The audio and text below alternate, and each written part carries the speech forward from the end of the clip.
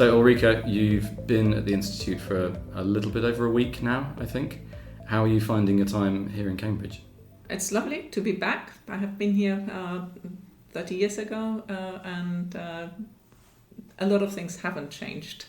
But of course, the Institute is a very new venture for me, though I have been part of the Institute in one way or another for a long time. It is very different to now be trying to lead its activities. Yeah. I mean, I've only been here for just over 4 years, and in that time I have actually interviewed you as a programme organiser. We did a video interview, so even in my time you've been a regular visitor here. Did you think then, when you were organising a programme, that you would, in quite a short amount of time, be director here?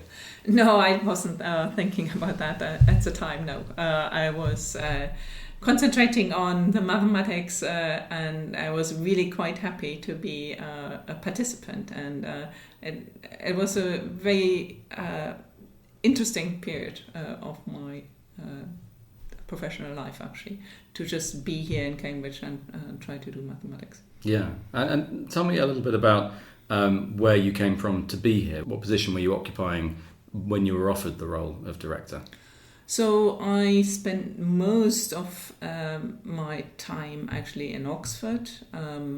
I went there in '92 and a little bit went through the ranks there, and I finally was a professor of mathematics at the Mathematical Institute there. My research has always been in topology and broadened out from more pure into also some applied topology. And well, as I said, just before I went to Oxford 29 years ago, I was actually here in Cambridge on a postdoctoral fellowship for a couple of years. So it does feel a little bit like coming back. Yeah, absolutely. And it's a big question, but could you tell me a little bit about your mathematical journey? Were you always a mathematician from a young age, or did you discover it in your teens or later? Right. I think I probably always, it was noticed early that I had a knack for it. And I loved competing with my older brothers, getting the timetables quicker than they did or whatever. So there was a certain ability always there. But it's interesting, I don't think I really would have said during my school years I was interested in mathematics for its own sake. I liked the lessons, I liked doing the homework, it was easy, and I liked helping other people, and I found that very rewarding with their mathematics. But somehow interest seemed to be maybe more concentrated on other things. And so even when I went to America as an undergraduate, I did study mathematics, partially because it seemed to be a shame not to also do something that you do well, but then I also studied computer science, because that seemed to be a safer breadwinner, and followed some of my other interests, which was possible in the States, of course. So I took, for example, fine art classes, and that was lovely. Art history, in particular. I am really, really envious of anyone that's done an undergrad degree in the States, because of that ability to mix the subjects and pursue interests without just picking one thing from the age of 18 or 19 onwards. So that's wonderful that you mixed in fine art and other subjects. I very much appreciate it, and I think here in Britain it is really quite difficult if you follow the A-level system. Then, especially these days, you just have to concentrate on the 3 subjects. It's really very, very narrow, and often you're encouraged to specialize. Like if you want to become a mathematician, you might just choose maths, further maths, and physics, which are then very, very close to each other, and you have to concentrate very early on just a few subjects. So it certainly suited me, to have this broader education, have the choices. And I don't know what I would have chosen at age 16 if I had to narrow it down. Probably mathematics would have been at least one A level, but possibly others as well. Which university was your undergrad degree at? Oh, I was at Brenda, so I had my undergraduate and graduate studies in the States. Yeah. So that journey then led you, I guess, straight into a mathematical career? Yes, I guess. So I still applied actually and considered studying computer science, even when I was at Stanford, admitted to for a graduate program in the maths department. I was actually at one point talking to Donald Knuth for potential supervision. But ultimately, I guess mathematics won over.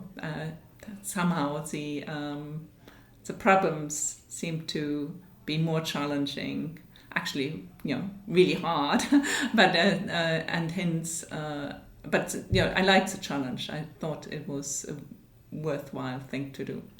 Did your brothers go into maths as well, or were they put off by you beating them at this time? I come from a family of 4, and all 4 of us studied mathematics. Oh wow! So we ended up, all studying mathematics. So 3 brothers? 2 older brothers and a younger sister. Okay, and are you all mathematicians now? So they all studied, and I probably would have done the same if I'd stayed in Germany. I studied mathematics to become a teacher. So 2 of my siblings are still teaching, and 1 went into industry. Yeah. How fabulous. And is there any mathematical heritage through your parents, or were they utterly surprised? My father is a teacher, but I think apparently we got it from my grandfather. Okay. I don't know. All right, we'll have to do some lineage possibly checking back there. And if I can ask, what part of Germany did you grow up in? Very rural northwestern Germany, on the Dutch border. So. And is it a place you still return to? Yes, so my parents, my mother still lives there, and I return to sort of the local university quite a bit, which is Münster, and they do have actually an excellent maths department, one of the best in Germany, and are particularly strong in my subject area. So that's definitely a department I regularly visit. Yeah, that's so interesting. It's amazing that your journey has taken you to all the different parts of the world when actually it was right at home that your specialism was being delved into in great detail. Possibly not at the time I was studying, but by now it is very strong indeed. Wow, well that's fabulous to hear. I hope you have more interactions with them. So we've done a sort of whistle-stop tour of your background a little bit here. I remember when I put together the very short news article we had on the site, a sort of a biography of you, which I put together from various sources. There's a lot of really impressive stuff in there, if I may say. The various sort of positions, titles, awards. There's no doubting your mathematical credentials, and I believe you're simultaneously taking over a role. Is it at the London Mathematical Society? Yes, that's right. So I'm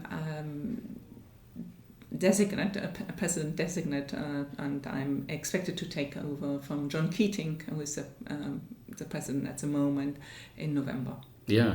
So there's an awful lot going on for you at the moment. Yes, indeed, and there's that will be quite a challenge. But I also look forward to see the synergies between the presidency of the LMS with the Newton Institute, and hopefully, ultimately, I think both institutions in some sense want to work for mathematics within the UK, and how to make that happen. And I think both jobs will give me different insights and maybe hopefully help me to further that. I have to say, it sounds really exciting. And then plus, of course, you still have your associations with Oxford. So there's this amazing triangle in which you sort of you sit above, connecting those 3 places, which just leads to so much opportunity. Now, I'm not going to grill you about your plans for the next 5 years. But on the subject of synergy, that's something that your predecessor, David Abrahams, who's very recently left as you arrived a week and a half ago, he would always be very pleased by and always seek out interactions between two programs that were occurring simultaneously. And I think next year we're going to have lots of cases where there are 3 programs occurring at the same time, but having different groups whose subjects can spill over and there'll be sort of cross-pollination between these 2 groups of researchers, even though they might not necessarily be working together. It sort of mirrors, I think, your position being connected to these different institutions. And then here, of course, people coming, meeting others in different fields and the same fields, and crossing the boundaries of their subjects. So it's an exciting It is very exciting. I think often real excitement can happen at these boundaries, and I think I would encourage all the visitors here to, at least try to engage with some of the other program. Of course, there's also real work often involved in making that transition, but it's probably worth spending a couple of hours really trying to understand what sort of questions the other program is trying to address. And we're trying to facilitate that, of course, here a little bit, at least with these special lectures by the Rothschild professors and the Kirk professors. Yeah, absolutely. And if I can ask, so have you moved at least part of your life here to Cambridge then for? Oh yeah, definitely. I'm hoping to be here at least 4 days. That's great. And I guess, as you say, you've been here plenty of times before, so it must feel like some sort of homecoming in a sense. It's a familiar environment, but in a new role. That's right. Yeah. Oh, well, it's very exciting, and I look forward to talking to you more as time passes by. But as it stands for now, I think we'll put this conversation on the website with a little introductory article, and I hope everyone that's listening to this has enjoyed getting to know you a little. Thank you very much. Cheers.